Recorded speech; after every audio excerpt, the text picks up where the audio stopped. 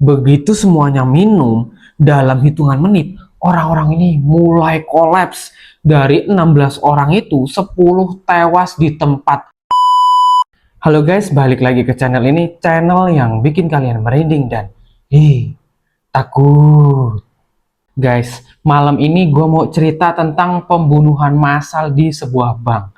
Nah, kejadian ini tuh di Jepang.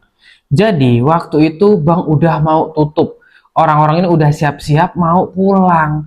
Terus ada orang masuk nih, ngaku dari dinas kesehatan. Nah, dia bilang ada wabah disentri di sekitar situ. Dan semua orang di bank itu wajib minum obat pencegahan dari orang itu. Orangnya tuh kelihatan meyakinkan banget. Cara ngomongnya kayak dokter beneran. Dan dia juga bawa kartu nama resmi. Terus sekitar 15 orang yang ada di ruangan itu akhirnya minum obat itu guys. Terus 2 menit kemudian 12 orang tewas di tempat guys. Kejadian ini terjadi di Tokyo pada 26 Januari 1948 dan sampai hari ini 77 tahun kemudian kasusnya masih dianggap belum benar-benar terpecahkan. Nah, gimana kelanjutannya? Langsung aja kita masuk ke ceritanya yang bikin kalian merinding dan takut. Nah, sebelum kita masuk ke detail kejadiannya, kita perlu tahu dulu Jepang tahun 1948 itu kayak apa. Ini cuma 3 tahun setelah Perang Dunia Kedua berakhir. Jepang lagi diduduki pasukan sekutu dipimpin Amerika Serikat di bawah komando Douglas MacArthur. Ekonominya tuh hancur, makanan langka, dan penyakit menular kayak disentri emang beneran terjadi. Masalahnya tuh kayak karena sanitasi yang buruk pasca pengeboman itu guys, jadi kayak wabah itu di mana-mana. Jadi waktu itu ada orang ngaku pejabat kesehatan dan dia bilang mau kasih obat pencegahan wabah. Itu ternyata bukan hal yang aneh atau mencurigakan buat orang-orang saat itu. Ini konteks penting karena si pelaku jelas ngerti banget situasi psikologi masyarakat Jepang waktu itu, dan itu dimanfaatin lah sama dia. Pada tanggal 26 Januari 1948, pada sore hari, cabang bank Teikoku di daerah Shinamachi, Toshima, Tokyo baru aja mau tutup mereka ini. Terus orang pria ini datang ke pintu samping dan dia pakai ban lengan bertulisan kantor metropolitan Balai Kota Tokyo. Dia bawa tas medis dan ngaku namanya Dr. Jiro Yamaguchi, pejabat kesehatan yang dikirim otoritas pendudukan AS. Dia ini bilang ke wakil kepala cabang yaitu Takejiro Yoshida ada wabah disentri yang muncul di area situ yang disebabkan air sumur di lingkungan sekitar itu. Katanya salah satu orang yang kena disentri itu pernah datang ke bank itu. Jadi semua staf termasuk penjaga bank, istri dan 2 anaknya yang kebetulan itu ada di situ harus diobati sebagai langkah pencegahan. Total ada 16 orang di ruangan itu. Si dokter ini buka kotak logam kecil, keluarin 2 botol berlabel obat pertama dan obat kedua. Nah, obat ini tuh dalam bahasa Inggris gitu guys. Terus bagi-bagi cairan itu ke cangkir teh masing-masing orang. Nah, dia bahkan minum duluan sedikit di depan mereka buat nunjukin tuh kalau obat ini tuh aman gitu. Ini termasuk trik psikologis yang bikin orang-orang makin percaya sama dia. Ya wajar sih orang-orang percaya guys buat minum itu, ya dia aja minum sedikit gitu. Kan nggak mencurigakan. Begitu semuanya minum, dalam hitungan menit, orang-orang ini mulai kolaps. Dari 16 orang itu, 10 tewas di tempat, termasuk 1 anak kecil dan 2 lagi meninggal di rumah sakit. Total ada 12 orang yang tewas. 4 orang selamat meskipun keracunan parah. Sementara semua orang di ruangan itu sekarat guys. Dan si pelaku ini dengan tenangnya dia ngambilin uang tunai di meja-meja bank itu. Total sekitar 160.000 yen. Kira-kira sekitar 600 dolar Amerika Serikat waktu itu. Dan beberapa cek. Tapi anehnya dia nggak ambil semua uang yang ada. dia ninggalin sebagian besar uang tunai yang lebih gampang diambil. Ini salah satu detail yang bikin motifnya ini dipertanyakan sampai sekarang gitu. Kenapa nggak diambil semua gitu? Kayak yang mudah buat diambil itu malah nggak diambil sama dia. Mungkin biar memanipulasi kali ya. Nah, racun yang dipakai diyakini adalah senyawa yang disebut aseton cyanohydrin. Kadang disebut nitril asam sianida. Dalam bahasa Jepang disebut seisan nitoriru. Efeknya mirip keracunan sianida, tapi cara kerjanya lebih rumit katanya. Nah, yang bikin penyidik curiga banget, racun ini tuh bukan racun yang gampang didapat orang biasa. Menurut riset yang lebih baru, termasuk dari kurator Museum Perdamaian Noborito di Universitas Meiji. Senyawa ini diduga dikembangkan di laboratorium Noborito, yaitu laboratorium rahasia militer Jepang yang berafiliasi sama unit 731, unit yang terkenal karena eksperimen biologis dan kimia terhadap manusia selama perang. Selain itu, cara si pelaku ngasih racunnya itu dalam 2 tahap, guys. Obat pertama dan obat kedua dianggap teknik khas yang dipakai eksperimen unit 731. Ini butuh keahlian teknis. Karena kalau dosisnya salah, korban bisa langsung sekarat sebelum semua orang sempat minum. Dan itu bakal bikin kecurigaan muncul lebih cepat. Kejadian di Bank Teikoku ini sebenarnya bukan aksi pertama pelaku. Polisi itu kemudian nemuin 2 kejadian serupa yang lebih kecil sebelumnya. Pertama di Bank Yasuda cabang Ebara, Shinagawa, tanggal 14 Oktober 1947, 3 bulan sebelum kejadian Teikoku. Kedua di Bank Mitsubishi cabang Nakai, Shinjuku, tanggal 19 Januari 1948, cuma seminggu sebelum kejadian yang utama itu di Bank Teikoku. Di kejadian Bank Mitsubishi ini, pelaku juga pakai nama yang sama, yaitu Jiro Yamaguchi. Di 2 kejadian awal ini, korbannya nggak sampai meninggal, guys.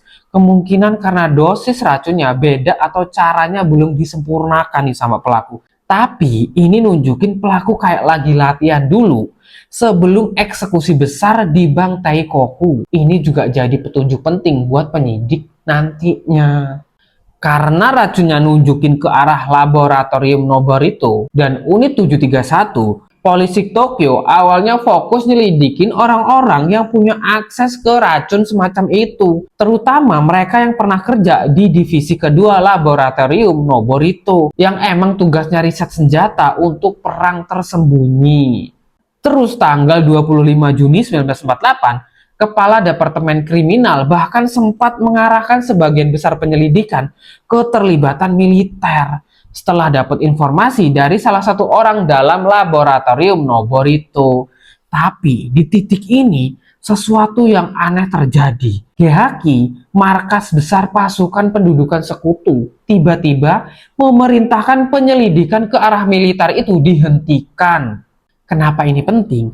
Karena ini bertepatan sama fakta lain yang udah cukup dikenal di sejarah pasca perang. Amerika Serikat diam-diam memberikan kekebalan hukum ke banyak anggota unit 731, termasuk pemimpinnya yaitu Shiro Ishii, dengan imbalan data hasil eksperimen mereka soal senjata biologis dan kimia. Jadi kayak mereka tuh diiming-imingin itu, guys, kayak senjata biologis itu. Jadi, ada dugaan kuat meski nggak pernah terbukti secara hukum bahwa penghentian jalur investigasi militer ini terkait sama kepentingan itu. Menariknya, Shiro Ishii sendiri sempat diinterogasi terkait kasus Taigin ini. Dan dalam kesaksiannya, dia cuma bilang soal potasium sianida, bahwa itu bisa mematikan atau nggak tergantung dosisnya. Nggak ada tindak lanjut hukum lebih jauh ke arah dia atau orang-orang unit 731 lainnya. Dan 8 bulan berlalu tanpa satupun pelaku yang tertangkap. Sampai akhirnya di bulan Agustus 1948, penyelidikan mengarah ke seorang pelukis Tampera berusia 57 tahun bernama Sadimichi Hirasawa. Nah, gimana dia bisa jadi tersangka? Jadi, kartu nama Dr. Jiro Yamaguchi yang ditinggal di lokasi ternyata itu identitas palsu. Orangnya nggak pernah ada, guys. Tapi, ada nama lain yang juga pernah dipakai pelaku, yaitu Shigeru Matsui. Dan dokter dengan nama itu beneran ada dan masih hidup orangnya. Dokter Matsui ini bantu polisi ngelacak siapa aja yang pernah tukeran kartu nama sama dia. Nah, ini tuh kebiasaan umum di Jepang, guys, tukeran kartu nama ini nih. Dari total 593 kartu nama yang pernah dia tukar, salah satunya adalah milik Hirasawa, yang katanya ketemu Matsui di kapal feri menuju Hokkaido musim panas sebelumnya. Hirasawa awalnya ngaku pernah tukeran kartu nama sama Matsui, tapi bilang kartu itu udah dicuri dari dompetnya. Tapi detektif yang nanganin kasusnya, namanya Tamagero Igi, mulai curiga karena si Hirasawa ini kelihatan terlalu banyak tahu soal detail kasus Taigin. Dan waktu di foto bareng, Hirasawa sempat mendadak ubah posisi wajahnya, kayak lagi nyoba nyamarin penampilan dia. Hirasawa akhirnya ditangkap di Otaru, Hokkaido, tanggal 21 Agustus 1948. Waktu rumahnya digeledah, polisi ini nemuin sejumlah uang tunai yang cukup besar, guys. Dan Hirasawa nggak bisa atau nggak mau jelasin dari mana asal uang itu berasal, guys. Di bawah interogasi polisi yang menurut Hirasawa sendiri melibatkan kekerasan dan tekanan non-stop, dia akhirnya ngaku sebagai pelaku. Tapi nggak lama setelah itu dia mencabut pengakuannya dan bilang dia dipaksa gitu. Masalahnya di bawah hukum Jepang saat itu, sebelum tahun 1949, pengakuan dianggap bukti yang sah secara hukum, bahkan kalau didapat lewat cara yang kasar sekalipun. Jadi pencabutan pengakuan Hirasawa nggak banyak ngebantu posisinya di pengadilan. Jadi nggak ngefek apa-apalah ya, walaupun dia ngaku interogasinya itu pakai cara kekerasan segala, pokoknya tuh tetap sah waktu itu.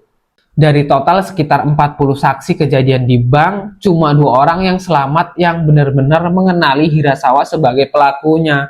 Dan seiring persidangan berjalan, keyakinan mereka pun makin goyah, guys. Satu-satunya bukti fisik yang menghubungkan Hirasawa ke TKP adalah kartu nama dokter yang ditemukan. Dan tulisan tangan di baliknya diyakini ahli grafologi sebagai tulisan Hirasawa. Nah, Hirasawa sendiri nggak pernah nyangkal pernah punya kartu nama itu. Tapi dia ini bersikeras itu dicuri dari dompetnya. Kecopetan sebelum kejadian itu katanya. Pembelaannya juga sempat menyinggung soal kondisi mentalnya. Dia pernah digigit anjing yang kena rabies tahun 1925 dan menjalani serangkaian suntikan vaksin rabies yang bikin dia ngalamin delirium berbulan-bulan. Banyak alasan kan ya Hirasawa ini kayaknya. Tapi ya nggak tahu juga dia itu pelakunya atau bukan. Sebagian pengacara dan ahli menduga dia ini mengalami sindrom Korsakov yang bisa bikin orang gampang ngarang cerita tanpa sadar. Tapi pengadilan nggak nerima argumen itu. Tahun 1950, Hirasawa ini divonis hukuman mati. Mahkamah Agung Jepang mengukuhkan vonis itu tahun 1955. Nah, ini tuh yang bikin kasus Taigi gitu makin aneh, guys. Meskipun divonis mati, Hirasawa nggak pernah dieksekusi. Di Jepang, surat perintah eksekusi harus ditandatangani langsung sama Menteri Kehakiman. Dan selama puluhan tahun, nggak ada satupun Menteri Kehakiman yang mau tanda tangan buat kasus Hirasawa ini. Aneh banget ya, kok kayak pada ragu-ragu gitu sih. Bahkan ada satu Menteri Kehakiman namanya Isaji Tanaka yang pada tahun 1967 secara terbuka mengumumkan dia udah tanda tangan 23 surat kasus eksekusi sekaligus, tapi dia ini sengaja nggak masukin namanya Hirasawa dengan alasan dia sendiri tuh ragu gitu kalau Hirasawa ini benar-benar bersalah. Ya aneh banget tuh, gimana lah hukumnya ini nih. Nah, selama itu Hirasawa habisin waktunya di sel penjara itu dengan melukis, dan total sekitar 480 lukisan tempera dan nulis autobiografi berjudul Wasiatku, Kasus Bank Teikoku. Pengacara-pengacara mengajukan total 18 hingga 20 permohonan peninjauan kembali sepanjang hidupnya, dan semuanya ini ditolak. Ini aneh ya, udah diminta ditinjau tapi ditolak, tapi disuruh tanda tangan surat ragu-ragu, nggak yakin kalau dia itu tuh benar-benar salah. Membingungkan emang. Hirasawa akhirnya meninggal di rumah sakit penjara tanggal 10 Mei 1987 karena pneumonia. di usianya yang 95 tahun. Setelah 32 tahun jadi terpidana mati yang nggak pernah dieksekusi sampai hari kematiannya. Dia tetap bersikeras, dia nggak bersalah. Nah itu kan akhirnya nggak pernah dieksekusi mati dan dia akhirnya mati dengan sendirinya, guys. Setelah Hirasawa meninggal, anak angkatnya Takehiko Hirasawa melanjutkan perjuangan buat dapetin pengadilan ulang secara anumerta. Dia ini ngajuin petisi ke 19 tahun 1989.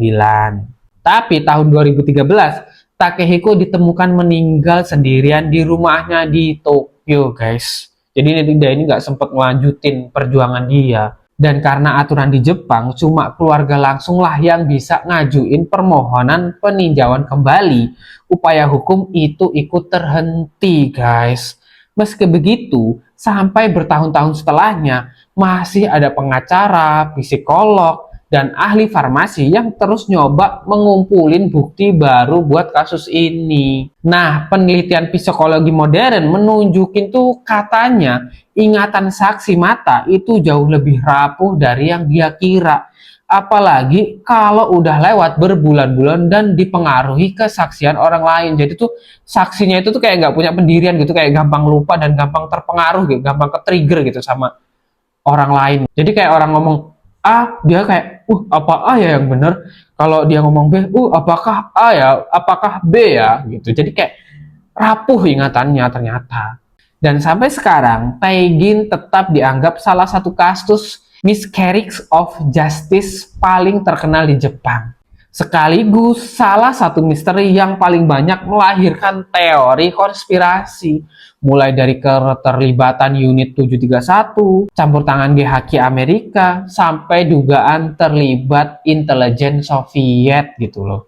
Kasus Taegin ini nyisain banyak pertanyaan yang mungkin emang nggak akan pernah kejawab. Apakah Hirasawa beneran pelakunya dan cuma korban dari sistem hukum yang percaya penuh sama pengakuan paksa, atau apakah dia beneran ada hubungannya dan semua teori unit 731 itu cuma pengalihan perhatian? Yang jelas, keputusan GHQ buat berhenti nyelidikin jalur militer itu tetap jadi tanda tanya besar yang bikin banyak orang curiga kayak ada sesuatu yang sengaja ditutupin gitu. Nah, itu tadi guys, kisah kejadian di Bank Teikoku, Jepang yang menewaskan 12 orang pada sore itu. Kalau menurut lo gimana? Share pendapat lo ini di kolom komentar, guys. Kalau lo suka dengan cerita ini, jangan lupa like dan subscribe. Sampai jumpa di video berikutnya.